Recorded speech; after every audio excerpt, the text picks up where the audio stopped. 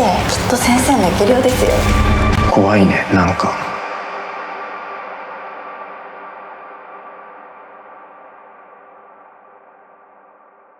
Bentar, gue baca sinopsisnya dulu nih ya, bentar. Susume, seorang dokter gigi yang canggung dan buruk dalam berkomunikasi, jatuh cinta pada Miyako. Ya, itu tergambarkan lah. Pemilik toko aroma terapi. Miyako adalah wanita misterius yang tidak pernah mengunci kamarnya dan tiba-tiba menjadi sulit dihubungi. Meskipun Susume merasa senang karena Miyako memahami hal-hal yang bahkan dia sendiri tidak mengerti, dia khawatir karena dia tidak dapat memahami Miyako. Suatu hari Susume mengetahui fakta mengejutkan tentang Miyako dari teman Miyako, yaitu Yoko. Temennya ya. Tapi si Yoko tuh bilang ke si Miyako, dia tuh manggilnya One-chan dan kakaknya Miyako tuh Oni-chan. Kirain gua si Yoko itu adiknya Miyako, ternyata bukan ya. Ya, nama keluarganya juga beda sih waktu si Yoko memperkenalkan diri setelah Waiu itu. Oke, jadi gue baru aja beres nonton In Her Room. Wow, ini salah satu film naratif ya, bisa dibilang ya, fitur film dimana film-film festival. Visualnya luar biasa bagus. Film ini amat sangat bagus banget visualnya. Dan apa ya, gue ngeliatnya nyaman sih, walaupun ya ceritanya amat sangat lambat, amat sangat membosankan dan membingungkan gitu kan. Tapi ya art movie lah ya, tanda kutip. Tapi memang nggak begitu dapet lah untuk storynya. Tapi untuk visualnya, wah gila bagus banget. Ibaratnya gue lagi nonton lukisan aja sih, karena banyak banget kan shoot dia yang still dan mereka banyak banget menggunakan pengulangan shot atau shotnya sama tapi di dalam scene-nya itu hari dan adegan yang berbeda gitu. Wah, jadi banyak banget perulangan shot ini gua apresiasi banget lah ya. Untuk tim continuity-nya itu akan sangat sulit karena harusnya walaupun beda hari ya syutingnya tetap di situ aja, karena itu kamera nggak gerak-gerak kan, apalagi ada yang malam ada yang siang. Wah, itu gokil sih, tim continuity-nya mantap. Dan shootnya itu seperti gue bilang menarik, lightingnya juga menarik, ditambah dengan sound yang wow, ini gue suka sih. Dimana kalau dalam Susume tanda kutip sedang fokus gitu kan, itu kamera itu akan zoom dan suara di sekitarnya itu bakal di mute sama penata suaranya, fokus ke Susume dengan silent. Wah, itu dapat banget sih fokusnya ya. Lalu suara airnya itu, aduh, ini takut terspoiler lah ya. Jadi bagi kalian yang mungkin gak ngerti lah ya. Jadi kita bisa lihat bahwa sebenarnya inti ceritanya adalah Susume seorang yang introvert, orang yang sulit berkomunikasi gitu kan, pemalu, bahkan sama ibunya sendiri pun kurang komunikasi gitu kan. Tapi suatu saat dia ingin mencari tanda kutip ketenangan, dia itu mungkin berhubungan dengan Miyako, si pemilik toko aromaterapi gitu kan. Jadi dia sering banget main ke rumahnya supaya menenangkan diri. Ternyata Miyako memperlakukan semua orang seperti Susume. Jadi ya bahasa kasarnya sih Susume ini suka dengan cewek plus gitu ya. Jadi ibaratnya, dan dia akhirnya sakit hati setelah tahu ternyata Miyako-san memperlakukan Susume itu bukan karena spesial, tapi ke semua laki-laki atau kliennya.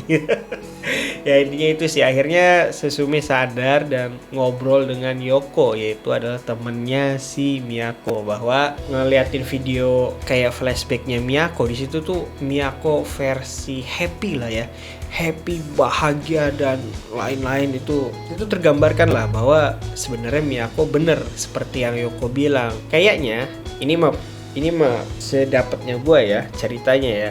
Jadi spoiler ya. Nah ini aja lah. Bagi kalian yang belum nonton silahkan nonton dulu, karena film ini bagus banget untuk cast-nya, acting mereka bagus banget, visualnya bagus banget, suaranya bagus banget, artnya bagus banget. Cuman minusnya adalah ceritanya aja sih. Mungkin gara-gara ini dari novel kali ya, jadi memadat-madatkan cerita dari novel gitu lah kayaknya ya.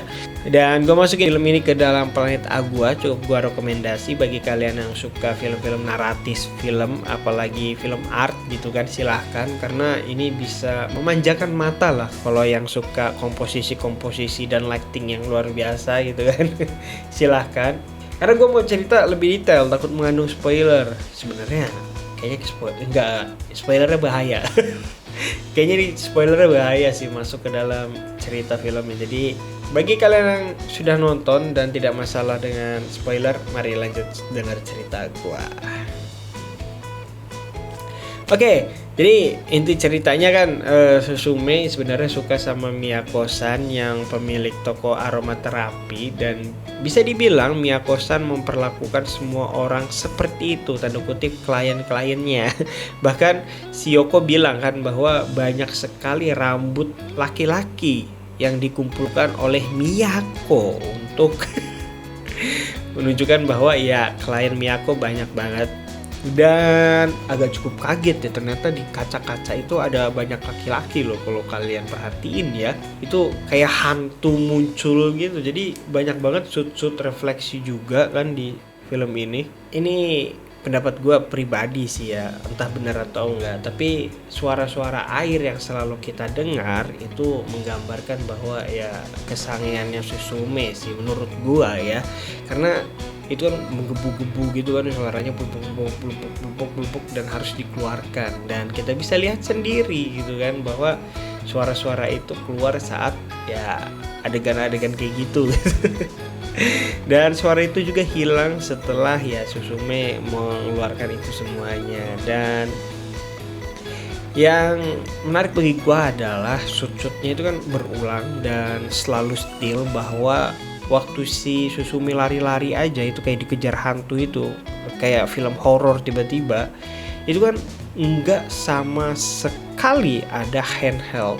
Dan handheld itu baru kerasa waktu si Susume ditelepon sama kakaknya Miyako. Wah, itu tiba-tiba perubahan. Dari situlah titik perubahannya shoot-shoot yang kita lihat dari awal sampai klimaks, dimana mulai ada handheld dan ya nunjukin emosi si Susume juga sih, bahwa dia udah mulai gak stabil dan tiba-tiba bilang suka Yoko gitu. Dan BTW ya, di apartemennya Yoko itu kita bisa lihat bahwa si Miyako itu dulunya happy aja loh. Kita kan bisa lihat tuh rekaman dia yang kayak B-roll gitu. Itu kayaknya Miyako sebelum jadi kayak sekarang sih. Dan gue sama sekali masih bingung kenapa Miyako berubah. Tapi kalau kita dengar cerita dari Yoko, katanya bahwa ya ada sosok yang dia sukain meninggal, bahkan Yoko pun nangis kerisak-isak. Akhirnya mungkin itu yang bikin berubah si Miyako ya. Dan mungkinkah waktu Miyako tiduran di jalan itu dia tuh pengen bundir atau gimana, nggak tahu gitu kan. Tapi ya di situ kayaknya di momen itu sih. Tapi untuk cerita sampingan-sampingannya ya itu memang agak bersirat-sirat lah, nggak terlalu bersurat. Tapi kalau untuk inti cerita dari sinopsis yang gua baca tadi, ya tersampaikan bahwa ya sebenarnya Susume suka Miyako, tapi Miyakonya enggak gitu. Nggak menganggap si Susume itu seorang yang spesial, nggak spesial banget. Dan akhirnya Susume move on ke Yoko, tapi Susume nggak percaya dengan Yoko cabut gitu kan. Akhirnya ya Susume memperbaiki hubungannya bersama orang tuanya, sama ibunya, yang entah kenapa cewek sama cewek, gue juga nggak tahu itu.